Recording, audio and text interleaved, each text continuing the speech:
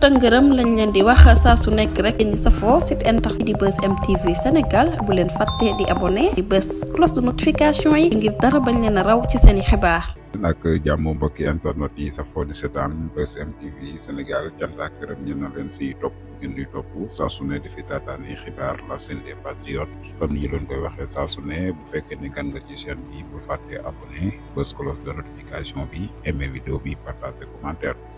mbokk yi di ñëw si vidéo bu am solo ay révélation réaction mel nag coow ma ngay am kàddu yi nga xam ne kii di Aïda Diallo yëkkati woon na ko mu mel ni dafa am ñu taxaw si patriote yi jàpp ne bi xeex bi metti bi muy tar kenn dégg ko ana loolu moo waral mu xaar ba gaay yi jël réew mi ba nekk si li nga xam ne nag moo di ba nekk si pouvoir bi mu ngi doog a assumer ànd ak Pastef nekk patriote loolu lan moo ko waral ana lan moo nekk si ginnaaw loolu nag si ni ñëw si vidéo bi ànd ak sénégalais yi ñu daal ci def li nga xam ne nag moo di ay réaction yu am solo waaye ay analyse yu pertinent yoo xam ne nag des na ko amal si vidéo bi mbokk yi di leen wax ku leen fàtte di abonné bës cloche de notification bi aimé vidéo bi partagé commentaire yaa ngi def ñu teewlu ko. man li ma bëggoon mooy ñu waxtaanee développement ak message bi mu indi ak ni mu ñëwee xam nga foofu la mais yow léegi yóbbu nga ma ci beneen dimension dama lay bëgg a xamal ne gis nga yoonu murit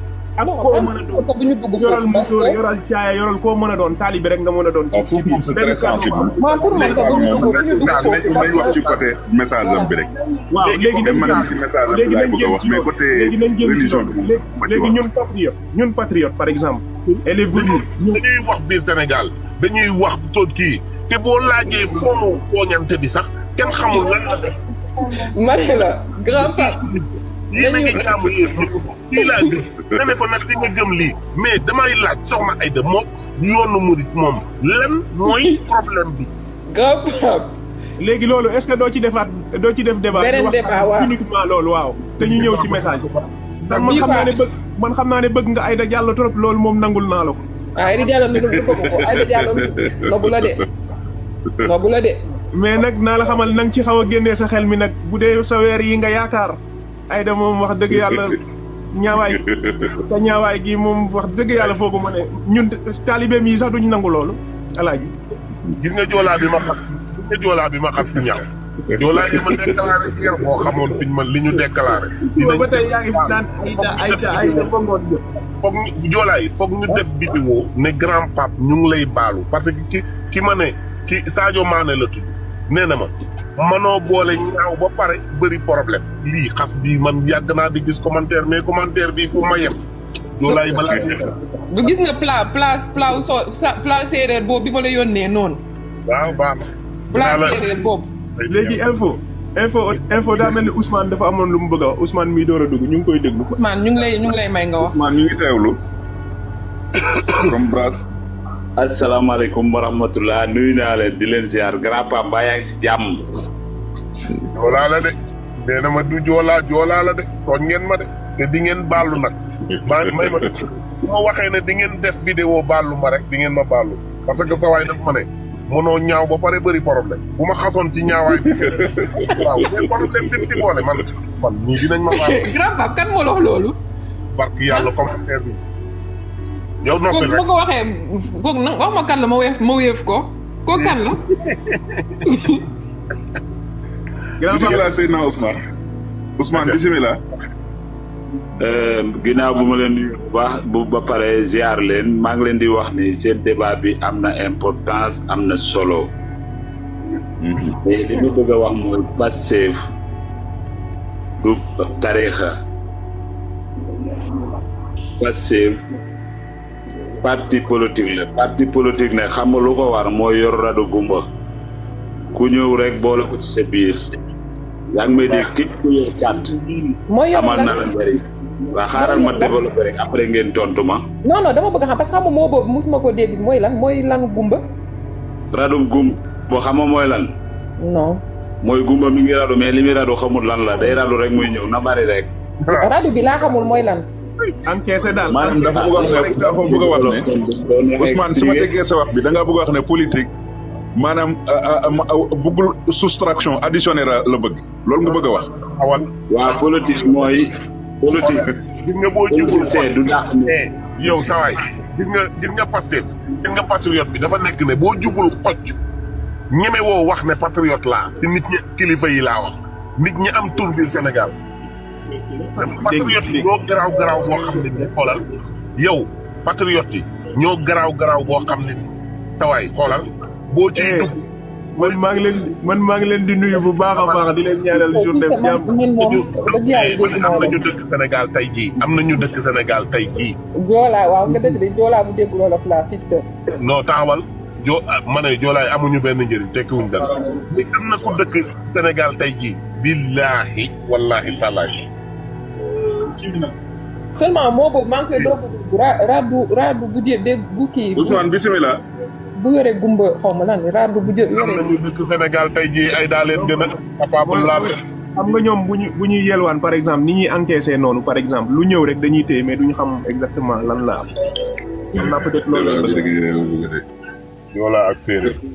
pardon gars yi may leen ma tuuti rek ma développé parce que fi ma doon wax am na solo c'est-à-dire li ma bëgg a wax mooy képp koo xam ne da ngay ut mbooloo bi ngay ut am na li nga bëgg mais ko na ñëw soo xoolee li muy wax arrangé wu la nga zappé ko bu la arrangé ngeen wëyal boobu benn la réew mi nag mooy réew moo xam ne koo fi yëkkatiwul xaalis jox ko du ànd ak yow benn ñaareel ba mooy bu fekkee ne yow arrangé woo ko ci fi mu jëm mooy toog leen dee leen toog di ma jox may jël duñ la déglu mais nit ki bu fekkee ni dafa taxaw teg lu leer di def ci dëkk bi loo xam ne bëri na ñoo xam ne ñoo ngi ci dëkk bi defuñu ko kooku sàppoo nga ko war a wax ni daal bëri wuñu dégg parce que fii bëri na ñoo xam ne yéen a ngi yaakaar ne woon ci yéen lañ bokk fekk bokkuñu ci yéen ba ngeen faloo ñoom amuñu poste boobu lañ leen bàyyi di leen sànni xeer loolu bëri na ci Pastef bi est-ce que nit mën naa taxaw di wax naan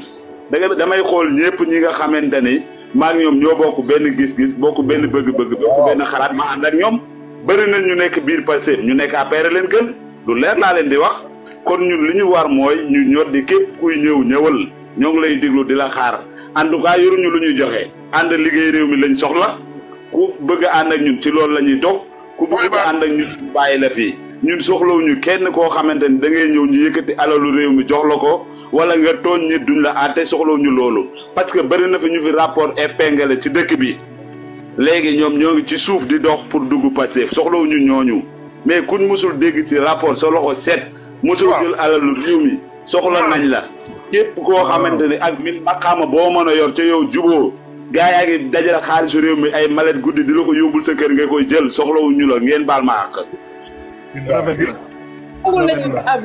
amul benn problème loolu sa avis la donc on t'accepte avec ton avis et puis. ma ne soxna Aïda kenn bokk ay malet. kenn gàddu sa malet ci àll ba ñëw di ko seet si. li muy lijjanti mook ay taalibe ma koy lijjanti. maandu na def mu ngi waayoo ma ne soxna Aïda bravo. Après, moi, j'accepte tous les avis. Après, j'ai mon avis personnel. Pape Sow, merci beaucoup pour le débat. Man maa ngi leen di bàyyi. Am na solo trop. di wax ne dinaa wedde séeréer bi dina ma sot de dinaa wedde. Sénégalaise bàyyi ma bàyyi la ak gars yi. dinaa wedde maa ngi bëgg a commencé tumuranke de. bàyyi ma bàyyi la ak gars yi fi mu ne nii. ok. waaw merci beaucoup. ñu dalal nu mu tudd. waaw Pape Sow bu suuf. waaw. xanaa laayeen nga yow. man taalibe soxna Aïda laa. macha allah. seen taakul yaa ngoog excellent. waaw. Sénégalais grand Pape maa ngi leen di nuyu. ñu ngi lay nuyu bu baax. waaw man dama am si ñaar ba ñett rek yu ma bëggoon wax. bi si jëkk mooy ñi bokk Pastef. man su ma gisee. kii Pape xaaral la xam nga lan moo ma neex. yéen da ngeen civilisé quand même franchement. merci ñu civilisé ngeen parce que maa ngi dégg sànq ba tey ñu jotee yéeg franchement c'est des vraiment macha allah. merci. li ma bëgg a wax mooy. benn bi si jiitu kii tarixa bi dàq saaga si biir Sénégal ñu wax ko ñu bëgg ko ñu bañ ko. murit gi la de. ah non mais man loolu duma ko wax de. dañoo siis lañ def.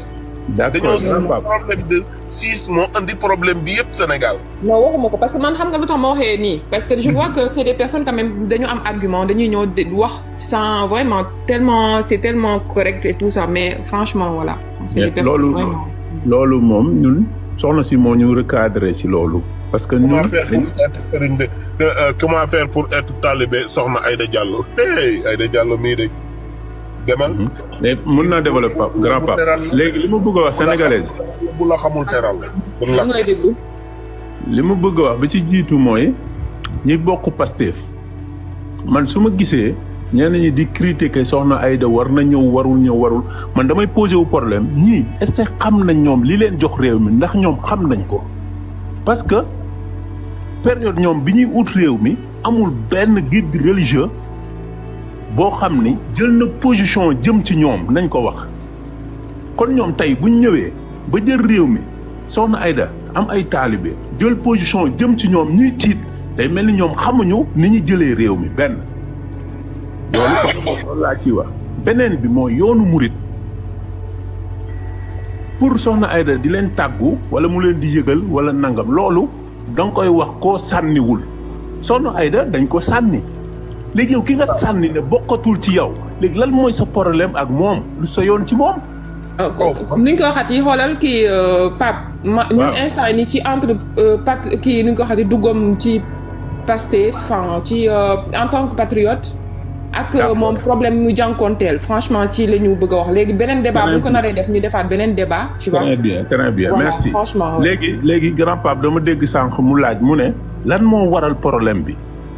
problème bi lu tax ñu siy wax ni xam nga lan la réussite bu soxna Aïda am ci arena bii mu woote woon soxna Aïda bu fekkoon dafa woote arena nga gis fa 12 personnes coow du am nañ waxante dëgg. soxna Aïda dafa réussir mission mooy dafa woote bëgg nit ñi ñëw nañ dafa woote pour jàllale message am jàll na moom pare na léegi opinion publique bi loolu wax sa xalaat la ku ne am nga ci gis-gis mais moom li muy gis ak li muy dundoon ak li muy dund jamono ji wax na ko leer na ci ñi mu ko war a wax ñooñu ñu ngi koy appliquer man mii di waxee yéen nekkuma woon patriote comme yéen ni ngeen koy waxee bu ñuy wax patriote mooy ñi bokk Pastef parti Pastef man loolu waxam jooju moo ma dugal tey ci parti Pastef ak ñeneen ñu dul moom te li ma bëgg a xam te li ma bëgg nit ñi xam ko ñun Sénégal lañ dëkk di jàng jotee jàng nañ bi liggéey jotee bu ñu liggéey fii ñu ne ci bitim réew nekkuñu fi yaa fuus suñu ay famille suñuy papa suñuy yaay suñuy rakk suñuy jarbaat fonk nañu respecté nañu parce que defuñu yëfu dof li ma bëgg Sénégal ñu xam ne ñun taalibe soxna Aïda yi duñu ay Ghanéen duñu ay Nigérien sénégalais lañ nationalité sénégalaise. mais nag set ga ñu set du ñu diaboliser. non grand pape dam lay tëbal de. xoolal dañoo set grand pape dam ngay tëb de. duñu dugg si lu seen yoon nekkul kaso yi bëriwuñu ay cantakul mbedd mi kenn taxawaaloo si waaye man. da ngay tëb léegi nga tëb. waaw baax na noppiwaat naa. léegi dafa am ay panel yoo xam ne. Sénégalais yi dafa am nu ñu gisee panel yooyu comme panelu grand pape wala leneen mais panel yi ñun moytuwuñu ko ñun li ñu soxla mooy suñu message jàll Sénégalais yi xam ni ñun ay sénégalais lañ bokk ci réew mi contribuer ci réew mi bokk ci développement réew mi grand arena boobu abaluñ ñu ko dañ ko luyee te am na ay vidéo boo duggee ci YouTube bi di nga ko gis avant ñuy pare Soxna Aïda dani na ngeen ko raxas ba mu mel ni làmmiñ am na vidéo yu ñuy raxasee mu ngi ci YouTube bi boo demee di nga ko gis matériel bi ñu fa yóbbu woon pour raxas foofu ba mu set dañ ko may waa arena loolu c'est vérifiable ñun nekkuñu ay nit ñoo xam ni dañuy nekk di sonal ñun suñuy waajur ñun am nañ papa am yaay suñuy papa ak suñuy yaay ñooy dem di remercier Soxna Aïda ndax nim ñu def parce que ñoom xamoon nañu avant xam nañ ñu tey wax ji nañ ko teg mu tegu Serigne Touba bu woowee nit ñi pour ñu wuy si ko li mu bëgg moom mooy defar nit te Soxna Aïda defar nañu ñun maa ngi jégalu si wax ji bu fekkee. merci beaucoup franchement comme ni ma wax noonu toujours franchement respect moo fi am et puis comme je dis c'est quelque chose boo xamante ni Sénégal moom man pour man ñun ñëpp benn lañu kenn moomul kenn franchement Sénégal bi lu ko que ce soit patriote yi. man pour man képp koo xamante ni gis nga sa bopp et puis sentir nga sa bopp ni que war nga mën a ñëw ñu liggéey suñu réew parce que suñu réew kenn benn Ghanéen mooy ñëw di ñu ko liggéeyal.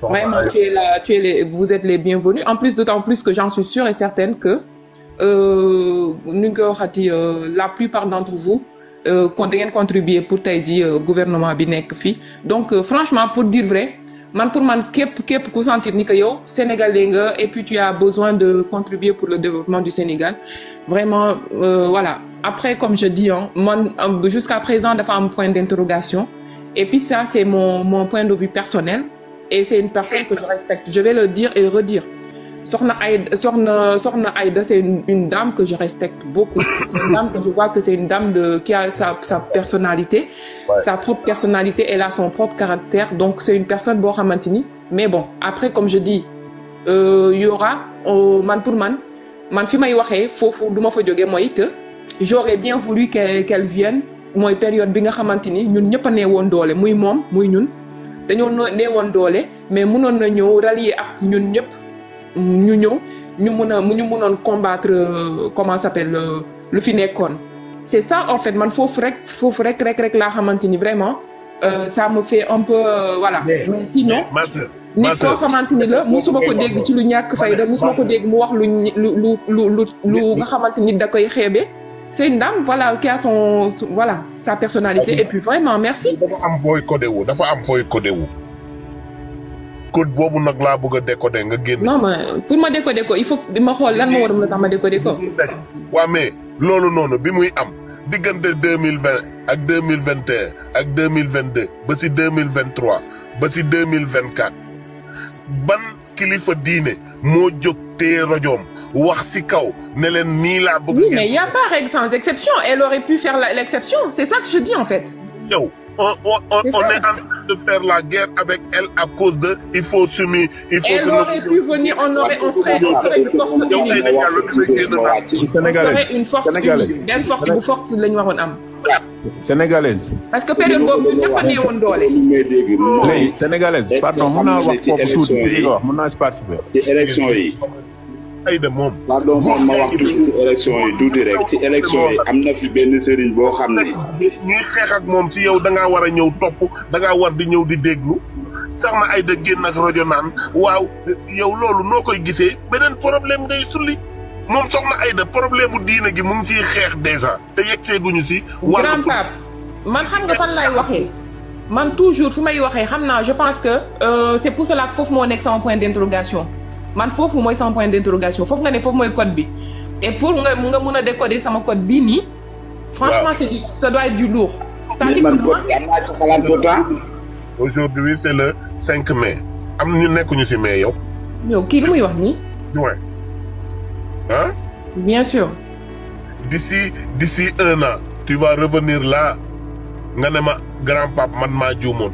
ndax je serai très contente. je serai très contente parce que comme je dis c'est une dame que j'aime beaucoup. c'est une dame que j'adore. waaw déglu ndax Sokhna Aïda liñ doon wax noonu moom la mujjee def dem na ba Tamba jënd fa xawma ñaata hectare lépp la gas def ko usine der bu ngand der yi dee Touba yëpp foofu lay mujjee jee kon léegi li muy jël ci ay doomu aadama tu vas revenir là Aïda Diallo il a des idées. Aïda Diallo avec plaisir je le ferai avec grand plaisir. Aïda Diallo bi mu fi nekkee bi ñuy toroxal sëñ Béthio. grand pape pardon doguma la ci li nga wax investir boobu. ko doon rey ak ñooñu ñëpp noonu. mais la sénégalaise. est-ce que xam nga ni Sokhna Aïda. nii période bii may waxee depuis 17 avril bii nii. da ko commencé am na ay tool soble yi muy utiliser ci programme yi. ak pomme de terre bi. ay taalibeem ñoo koy bay mu koy jënd ci ñoom. waaw. léegi beneen bi mooy li nga wax sànq si dootul lan moo tax ñëwul woon avant. pour ñu booloo doon doole parce que ñun ñëpp lañ doon néewal doole. waaw léegi doon néewal doole lan moo tax loolu. li ma ci bëggoon wax ñiy xeex si jiite Aïda Diallo. ñooñu si pardon. li ma ci Aïda Diallo lan la fay. li ma ci bëggoon wax grand pape daf si laal tuuti. mooy Sokhna Aïda dafa nekk ci benn dynamique boo xam ne nii moom fi mu jëm moom xam na ko parce que ki ko fi bàyyi lii mu yor daf ko jox feuille de route. waaw ne ko lii la ak lii tey lii xew programme am bii mu jógee lan la ñooy dafa défier dafa bëgg a jaay diir mbagg yoonu murit. mais non franchement ne rentre pas dans ça ne rentre pas dans ça. loolu waaw mais léegi lii nag loolu moo tax yow lii ngay wax moom dafa bëri ay côté yoo xam ne mënul woon def loolu mais nag ñun ay taalibeem daf ñu bàyyi woon si ñu sago. Moi je parle de son patriotisme que j'accepte accepté naa ko parce que bu dara dul dara lu mu def nii même bu nekkul woon bu ñëwul sax ne patriote la moom taxawaay bu mu taxaw même bu ñëwuloon taxaw fësal ne moom patriote la taxawaay bu muy taxaw c'est-à-dire que le fait d'unir la population c'est une grande population de jeunes comme ça intellectuels cadres et tout ça mbirum patriotisme la nekk di def mais foofu laay waxee mais par rapport à man personnellement man foofu mooy sama dama la bëgg wax benn affaire boo xam ne yow nga comprendre le fait que ce soit maintenant loolu mooy sama problème. d'accord mais léegi li ma bëgg nga comprendre ko mooy moom deful loolu mais ay taalibeem daf leen libéré woon ñu def li ñu bëgg def te ñoom ay taalibeem. d'accord ci li ñu nekkoon moom mu ngi ko doon njëkk la preuve Khadim Bamba Fall bii nekk Pastef n'est-ce pas ñëpp xam nañ ko moom si communication wu cant gi la nekk si kuréelu Soxna Aïda te ñooñu seenu taalibe mayu leen ñuy dugg ci dara te waxuñu ko. comprendre nga. loolu laay expliquer ci côté boobu mais maa ngi rafetlu. man daal Soxna Aïda moom. ak am na gis-gisam mu la koy respecter quoi. non franchement moi personnellement comme je dis je respecte tout le monde. je suis une personne respectueuse mais après comme je dis j'ai mon point d'interrogation qui reste dans ma tête bloqué et on verra d'ici l'avenir qu'est-ce qui va se passer. L'avenir dira tout. Merci beaucoup Pape.